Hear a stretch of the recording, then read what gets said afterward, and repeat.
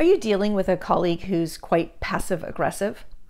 Now, I know you may be thinking that someone who's passive aggressive isn't worth your time or effort, and that passive aggressiveness is a really lazy, nasty kind of way of going about things. But I want you to consider one other possibility, and that possibility is that the person is not raising their concerns directly because they're afraid. Now, I don't like passive aggressive behavior either, and it's certainly not a way to make things better. But just being a little empathetic about the fact that passive aggressiveness may come from a genuine anxiety about what will happen if they raise their concerns directly, it does give you pause to think about maybe there are some constructive things I can do. So in the case of somebody who is not raising concerns directly, but instead they're sort of whispering at the hallway or having the meeting after the meeting or being sarcastic or snide, in those cases, you want to think about two halves of the equation. You want to think about, how do I make it feel less unsafe, less risky to raise or broach the topic directly? And how do I make it feel more uncomfortable to continue being passive aggressive about it? So let's talk about, how do you make it easier for them to say it directly? Well, you're going to do things like say, hey, I noticed in the meeting today that you kind of got off that one-liner about the project, but I sense there was something beneath that. Can you tell me a little bit about what your concerns are? Give them a safe, private space to share with you.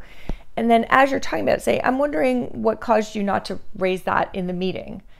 You might be able to find out what they're afraid of, reactions they've had previously, how they feel they might not have enough kind of social capital in the team to raise that issue. And in those cases, what you might be able to do is say either, hey, let me talk you through how you might raise that issue.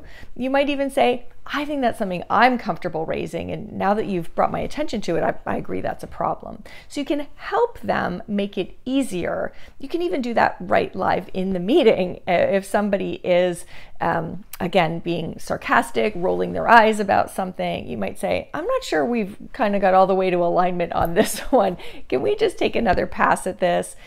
You can use your credibility, use your confidence to make the space to raise the issue directly. And then on the other half of the equation, making it less comfortable, we're not trying to spook this person who probably already feels quite anxious and uncertain, but you are trying to say, I'm really worried if you raise these issues behind the scenes, or if you don't, create a direct path, that this misalignment in our team is just going to get worse. You're going to be resenting folks, and people are going to stop trusting that they can believe what you're saying. I'm really worried about the cost of not broaching this directly.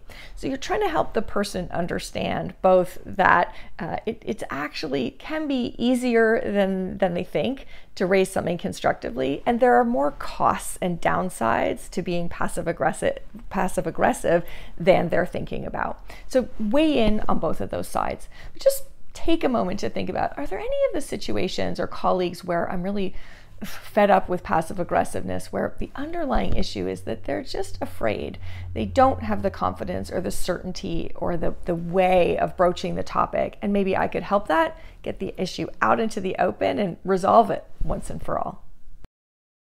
Okay, but there are other reasons for passive aggressiveness and other ways to deal with it. Here's some more in-depth stuff on passive aggressive behavior in your team.